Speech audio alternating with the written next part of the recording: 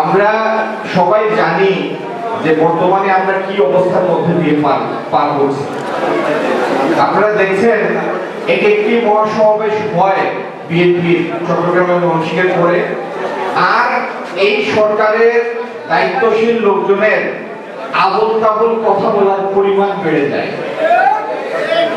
তার মানে এরা এখন বোঝা শুরু করেছে এদের পায়ের নিচে আর মাটি নাই। কেউ বলে বিএনপির সভায় ৫,০০০ লোক হয়েছে, আর ৫,০০০ লোক হলো ১০,০০০। কেউ বলে সারা দেশ থেকে সন্ত্রাসীদের নিয়ে জোগাড় করেছে, তারপরেও মাঠ ভরে নাই।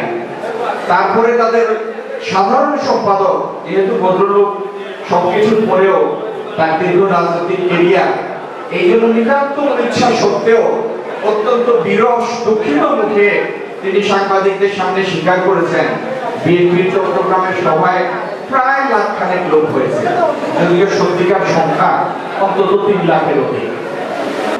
সিলেট বিভাগীয় মহাসমাবেশে অন্তত ২ লক্ষাধিক লোকের সমাগম হবে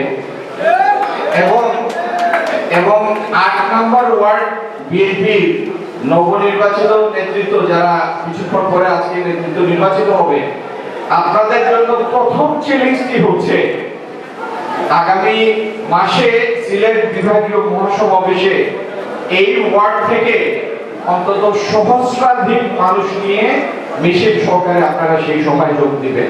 এটি হলো আপনাদের প্রথম চ্যালেঞ্জ।